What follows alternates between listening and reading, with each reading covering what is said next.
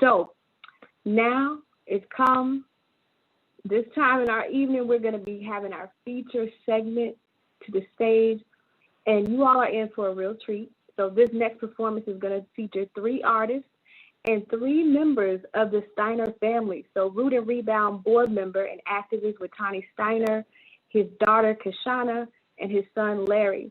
So for those of you that don't know, I'm going to share a little bit about Watani. So he served 26 years in San Quentin.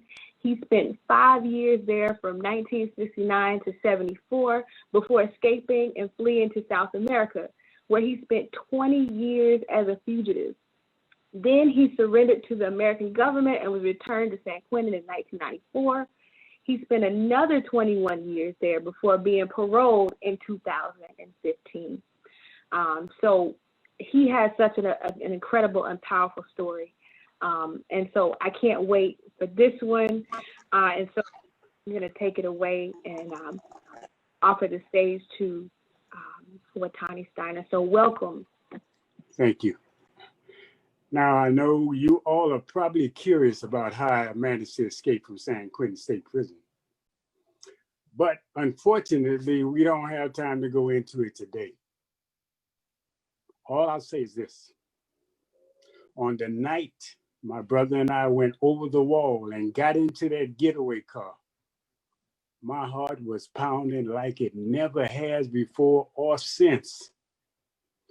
Now, when I finish my book pretty soon about my life, you can read all about the rest of that story. But the subject we wish to address this evening is this. What does it mean in this country to be American? Now, this is a very profound question. If you were to ask the Native Americans, the original inhabitants of this country, they certainly will have quite a different story than the pilgrims who came to this country as refugees, warmly welcomed by the indigenous people, and then stole their land. The indigenous people said this about that encounter. The white man came, a poor, timid beggar, and asked to lie down on a red man's bearskin and to warm himself by the red man's fire. Then he became strong, mighty, and bold, stretched his hand over the whole land, and said it was his. You see, if you were not at the table when white America was conceptualized, then you probably were on the menu. The descendants of Africans who were kidnapped and forced to this country in chains and enslaved have a very different experience of what it means to be an American than those who had enslaved them. If you ask the Japanese who were rounded up into internment camps during World War II, Americans' concentration camps, they too have an entirely different historical experience and meaning of being in America. And now, if you were to ask me, the great-grandson of a kidnapped African who grew up under Jim Crow, which were laws that were on the law books that said that I couldn't eat, drink, sleep, sit, or spend time in certain places, couldn't marry certain people, couldn't buy or rent certain homes or do certain jobs. They were laws intent on humiliating and terrorizing millions of people. They were American laws. Then at age 21, I was sent to prison for a crime I did not commit. My life was threatened by prison guards paid by the American government. Year after year, though I posed no threat and was a peacemaker and educator in prison, I was denied parole for no good reason by the American judicial system. If you ask me what I think it means to be an American, I can tell you this. It's complicated. While America has certainly been a cruel place of genocide and humiliation, it is also a place of hope and activism. It is the geographical home of my family, my friends, and my community. It is a land where my people love, worship, struggle, make sacrifices, and are willing to speak truth to power and to stand up for justice. No, this place called America does not mean the same thing for everyone, especially when we look at it historically.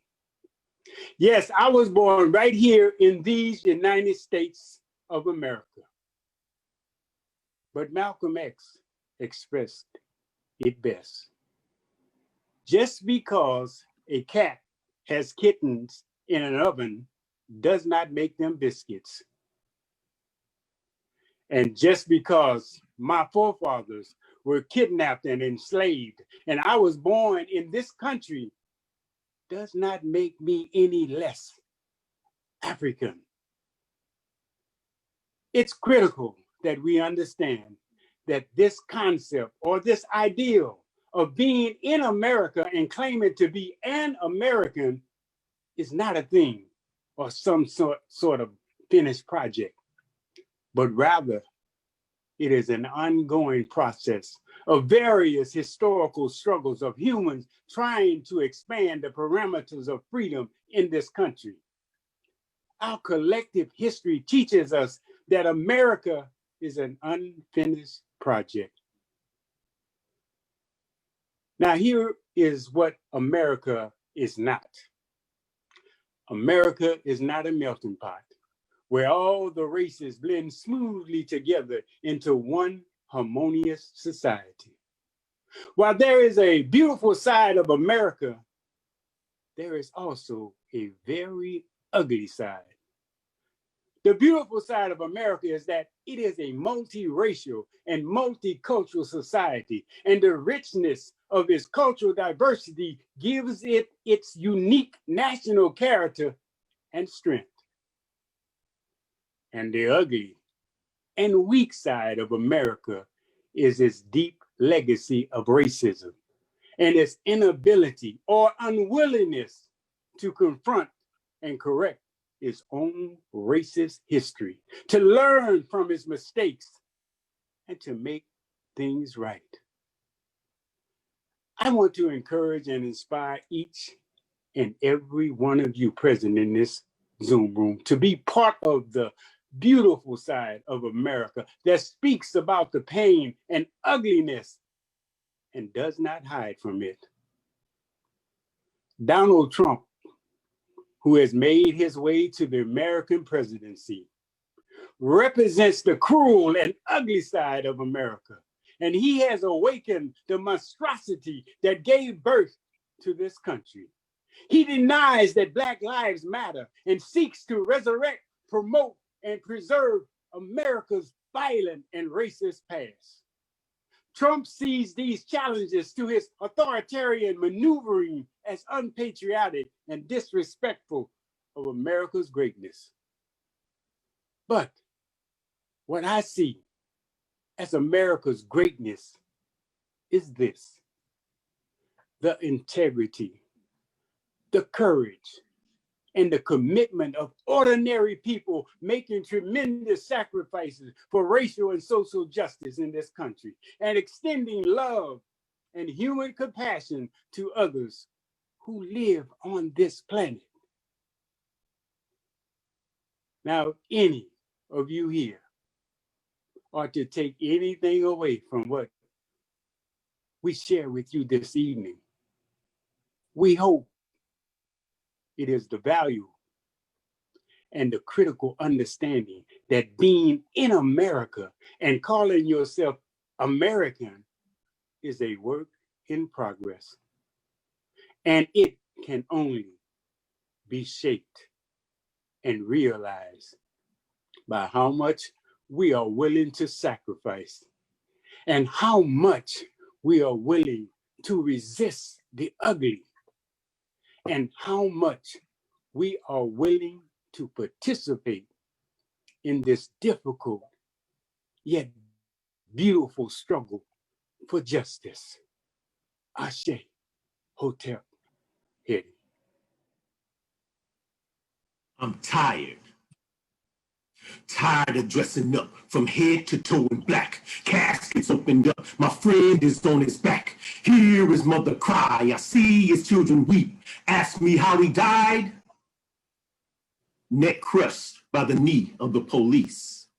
Ask me how she died. No knock warrant. Shot in her own home. Ask me how he was paralyzed. 7 shots to the back. Why? Because he was black. And so I ask everyone here today, who in here gonna sit when it's time that we stand? And who will not stand for what's right when the worth of your life has been diminished on the account of you being a black man or woman? Because remember, your gender will not be the determining factor. It's that melanin in your skin that makes you the target the wicked ones will continue to come after. So again, I ask you, who in here gonna sit when it's time that we rise? And who will not rise when the alternative is to turn the other cheek, get slapped in that one, lower your head and divert your eyes? Why act surprised at what's transpiring out here today? Hatred's been here for 400 years. It's just that Androids and iPhones made it possible for us to put that bullshit on display. So again, I say, who in this Zoom room gonna sit when it's time that we move? Now you can live like a coward or die like a warrior. Which avenue would you ultimately choose? I'd like to walk in the shoes that were once worn by Malcolm. They look at us as pigeons, but in reality, black folk, we are eagles, hawks, and falcons. Fly, George Floyd, fly until you reach incredible heights. Soar, Breonna Taylor, soar until the crown of your beautiful Nubian head touches the midnight sky. Telescopes and binoculars search for us through the night, but they can't see us. Why? Because we are seated in the heavens right next to the Most High. High five the moon and fist bump the sun. So as we believe, so shall justice be done. We must come together to avoid this catastrophe. Some brothers be cooning. I'm calling it out, and I really don't care who gets mad at me. I call it how I see it, and as I see it, we're in a two-fronted war. A war against COVID-19 and a war against racism, which is killing us a whole hell of a lot more.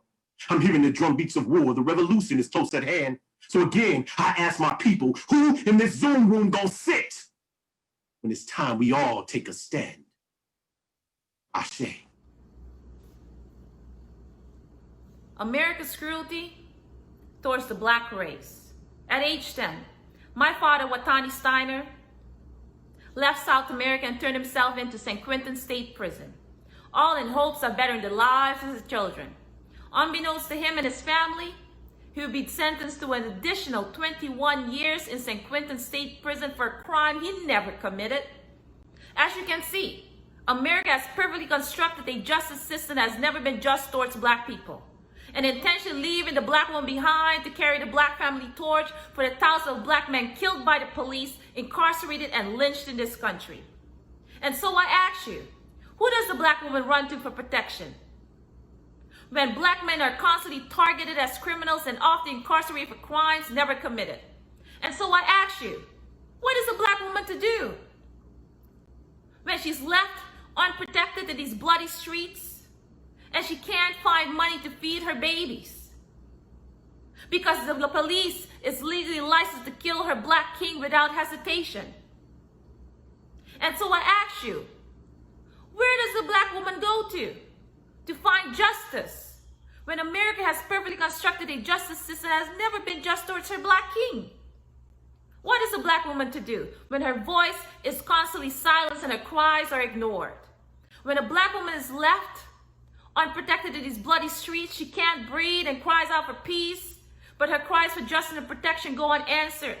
And thus she is forced to give birth to a so-called angry black woman stereotype.